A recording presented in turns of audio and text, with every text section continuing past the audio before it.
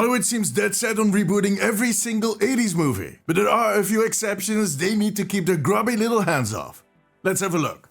Hollywood's reboot frenzy has been going on for years now. It seems that Tinseltown is very keen on banking on my generation's nostalgia, and they do not seem to be too bothered with half-assing all of these productions so they can capitalize on my youth.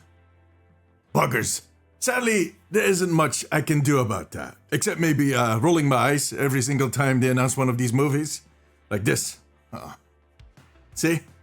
Not very effective. And to be fair, sometimes I'll eagerly buy into this scheme because I also have my nostalgic moments, okay? On top of that, there have been reboots, reimaginings, sequels that have not been all too bad, like Beetlejuice that we just reviewed. But they are pretty rare. Now, what I can do, however, is draw a line in the sand and wag my finger, telling these greedy execs that they need to keep their paws off my favorite IPs. So that is what I'm going to do in this video. It's not going to do much good, but... See, I made a list of 5 videos that I watched as a kid back in the 80s and that they should never reboot and not even reimagine or give it a sequel. At least if they don't want to run into the risk of angering me. And I'm going to throw in an extra one right at the end, one that is very special. Now, to be fair, some of them already have sequels, but those sequels were made right after the originals, like 5, maybe 6 years later. Not 20 or 25 years later. And look, when I say they should never be rebooted, if you're watching this video in 100 years, well, first off, maybe change your phone. If you're still watching YouTube in 100 years, you might still be holding on to your iPhone 12. Time to move on. And second, you have my blessing. But for now, don't. Seriously. Alright, we're starting out with a classic, The Goonies, which is not the best example to start with. I'll explain in a second. This movie that was written by Chris Columbus, produced by Steven Spielberg, and directed by Richard Donner, is an adventure story starring Sean Astin, Corey Feldman, Josh Brolin, and many other talented actors that eventually grow to become big. And the Oscar goes to... Mom, I just want an Oscar!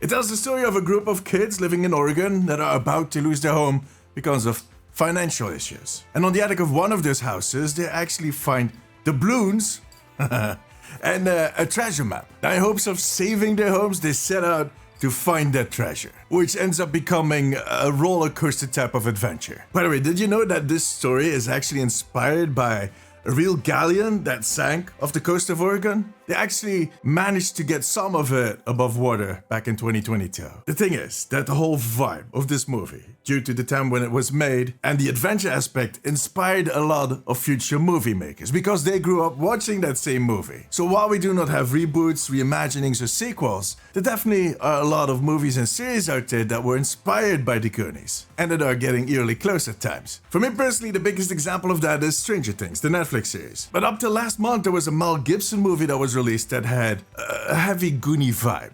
Now, there have been plenty of rumors that there was going to be a sequel. It kind of pops up every few years, but I don't see that happening. For one, the director, Richard Donner, seems in no way interested of doing that. I just think that him and the rest of the crew share my opinion. The time at which this movie was made, the chemistry between the cast, these are all things that are very difficult to replicate. And it doesn't matter how much money you spend. You'll never make a Goonies again. So just let it be. The second movie on my list has a lot of similarities with the Goonies. For one, it was also written by Chris Columbus and produced by Steven Spielberg. Yeah, they were quite busy in the 80s. On top of that, there have always been rumors that there was going to be a new movie in the series, a third, because they actually made a second one. And again, that movie is not happening because the director, which in this case is Joe Dante, is in no way interested of doing another movie. That movie is Gremlins. Now, the reason why they did make a second Gremlins movie was because the studio Warner Bros. Offered Joe Dante complete creative freedom, and he just wanted to test how far they can go by making a very different movie, which was Gremlins 2. And Gremlins 2 did okay, but it was nowhere near as successful as the first movie. The first movie was a rather cute, funny horror movie. The second movie was a parody of the first movie. They pushed it way too much into the comedy, and I don't know. It is okay. Now, Gremlins basically tells the story of this this creature called the Mogwai that rip your juice if you spill water in them. And if you feed them past midnight, they become gremlins, which are these flesh-eating monsters. So that is a disaster waiting to happen. And that's exactly what happens, of course. It is such an 80s classic. And it is still very popular today. I see kids running around with a Gizmo, which is the prime Mogwai, I guess, or the only good one left, on a t-shirt. I'm like, do you even know who that is? He's a legend. But look, it is not because they wear those t-shirts that they should remake these movies. So don't. Alright, let's make it a little less adventurous and maybe ditch Steven Spielberg for now.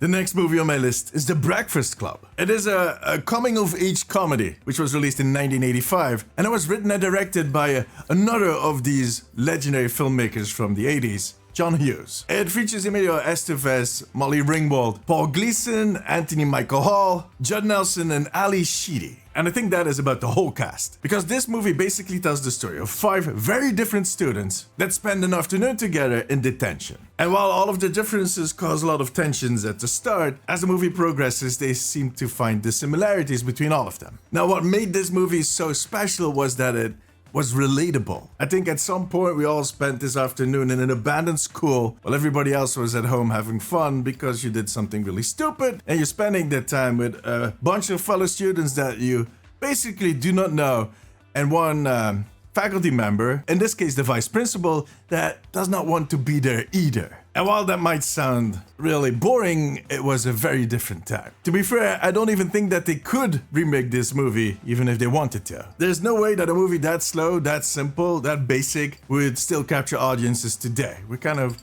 way too used to explosions and all kinds of drama. But the thing is, because The Breakfast Club was made back in the day, in 85, and because of the cast, it is still worth watching today. So if you haven't, check it out. Alright, it's time to get back to Spielberg. E.T., or The Extraterrestrial. This is one of Spielberg's masterpieces. It is the story of a lone alien being left behind on Earth after he missed his flight back. He was a little too focused on picking flowers, or don't remember exactly what he was doing, but yeah. He misses his flight home and he has to find refuge with his one-parent family until the authorities catch wind of his presence. Yeah, there were some tears involved.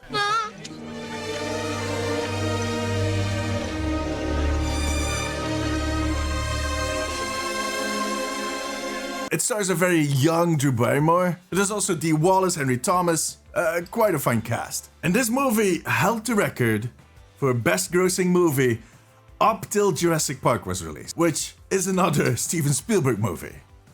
Yeah, dude, seriously. According to Spielberg, the movie was inspired by the divorce of his parents and one of his earlier movies, Close Encounters of the Third Kind. It's another must-see movie. And according to some people, Close Encounters and E.T. are kind of linked to each other. It's as if we're watching the same story from a different angle. Now, Spielberg never went as far as confirming that. He just said that one inspired the other. Basically, that's it. Now, the reason why he made E.T. was because he did not want to make a sequel to Close Encounters. And later on, he started on a sequel for E.T., but that got scrapped because he wanted to safeguard the integrity of the first movie.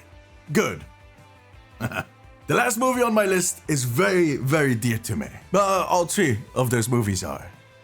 It's a trilogy. I personally consider it to be my all-time favorite movie series. And I beg Hollywood to never ruin that. It's Back to the Future. I have a passion for storytelling, always had it. And I'm pretty sure that Back to the Future is the reason why I'm so passionate about it. It is one of the reasons that I switched careers last year. Watching those movies bring me back to my youth instantly. I can still remember where I was when I saw each movie for the first time. I can also remember when I saw them last, because it was a few weeks ago. And I can tell you a ton of crazy details about these movies. I've done so in previous videos. The Back to the Future trilogy, for me personally, is even bigger than the first Star Wars movies, and that is saying a lot. It is basically the story of Marty McFly, a young guy that gets into a time-traveling adventure with his friend Doc Brown, and in hopes of saving his family line both in the future and in the past. It is just magnificent. Humanity kind of suffers from this paralyzing fear of change and the future. I personally don't. I really think that I got cured by Back to the Future. I know, that's a weird thing to say. but I stand with it. Michael J. Fox, Christopher Lloyd, Leah Thompson, and the legendary Tom Wilson, who played Biff in the movies, a huge but in real life, the actor himself is actually a very nice and funny dude. As is often the case. That's why they call them actors, because they are acting. But seriously, they need to keep this trilogy as it is for eternity. Those people that are watching in 100 years, this is an exception. Do not touch it. Just watch it and enjoy. By the way, how did they watch these movies in the future? Did they watch them on a device, or are they kind of stepping into these movies?